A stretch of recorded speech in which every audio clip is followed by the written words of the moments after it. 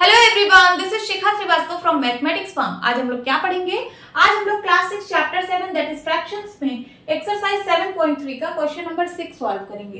Question is check whether the given fractions are equivalent. आपको check करना है कि ये जो फ्रैक्शंस गिवन है ये इक्विवेलेंट है या नहीं है। इक्विवेलेंट फ्रैक्शन के लिए हम लोग क्या करते हैं? हम लोग न्यूमरेटर और डिनोमिनेटर में सेम नंबर से मल्टीप्लाई करते हैं। ठीक है, यहाँ देखिए 5/9 एंड 30/54 आपको बताना है क्या ये दोनों फ्रैक्शन इक्विवेलेंट है। तो इसके लिए हम 5/9 में ऊपर और नीचे सेम नंबर से मल्टीप्लाई कराएंगे।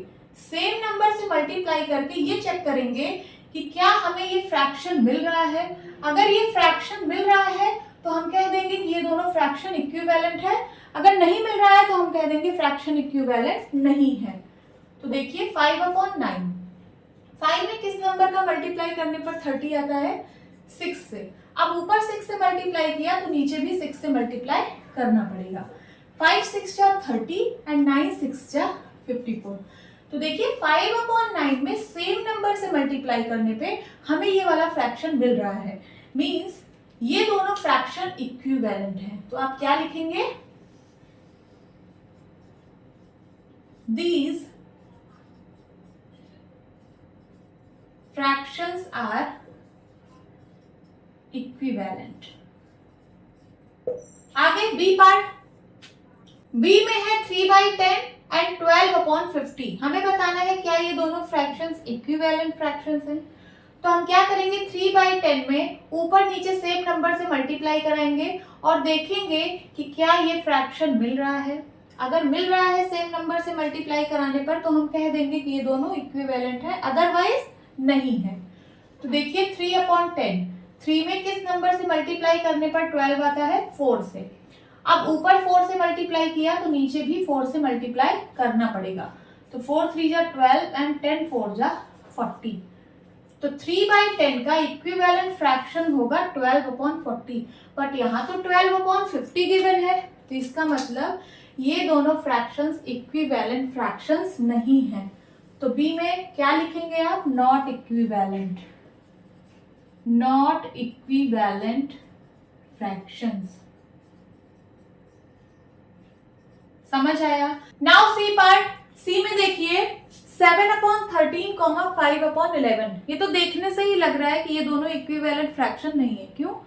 क्योंकि 7 की टेबल में कभी 5 नहीं आ सकता, 13 की टेबल में कभी 11 नहीं आ सकता, उसी तरीके से 5 की टेबल में कभी 7 नहीं आ सकता और 11 की टेबल में कभी 13 नहीं आता। ठीक है, तो ये दोनों फ्रैक्शंस इक्विवेलेंट फ्रैक्शंस नहीं है। आप क्या लिखेंगे? नॉट इक्विवेलेंट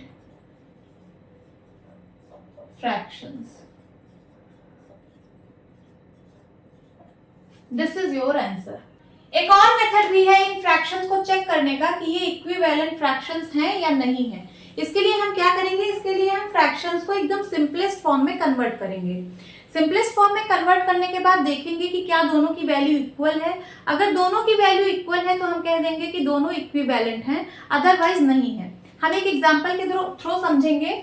सपोज मैंने यहाँ पे एक फ्रैक्शन लिया 3/4।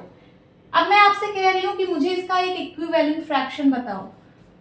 तो 3/4 को आप सेम नंबर से ऊपर नीचे मल्टीप्लाई कराओगे। सपोज आपने 2 से किया तो 3 2 जा 6 एंड 4 2 जा 8। तो 3/4 का इक्विवेलेंट फ्रैक्शन आ गया 6/8। इक्विवेलेंट फ्रैक्शंस की वैल्यू इक्वल होती है तो मैं 3/4 को 6/8 के इक्वल लिख सकती हूँ। कैसे वैल्यू इक्वल होती है?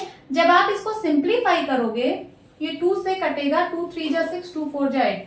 तो देखिए 3/4 के बराबर ही आ रहा है। तो जो इक्विवेलेंट फ्रैक्शंस होते हैं उनकी वैल्यू इक्वल होती है। जब आप इनको सिंप्लीफाई करोगे तो यही सेम नंबर आपको मिलेगा।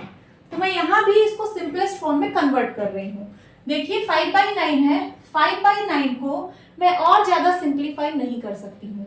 ठीक है, अब 30/54 है, इसको मैं सिंपलेस्ट फॉर्म में कन्वर्ट कर सकती हूँ। ये 2 से कटेगा, 2 1 जा 2, 2 5 जा 10, 2 2 जा 4, 2 7 जा 14।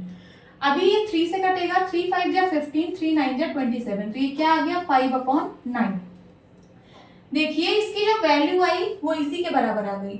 मींस 5/9 और 30/54 इन दोनों की वैल्यू सेम है। ठीक है, जब दोनों की वैल्यू सेम है तो हम कह सकते हैं कि ये दोनों फ्रैक्शंस इक्विवेलेंट हैं। आगे चेक करिए 3/10, इसको और ज्यादा सिंप्लीफाई नहीं कर सकते हैं।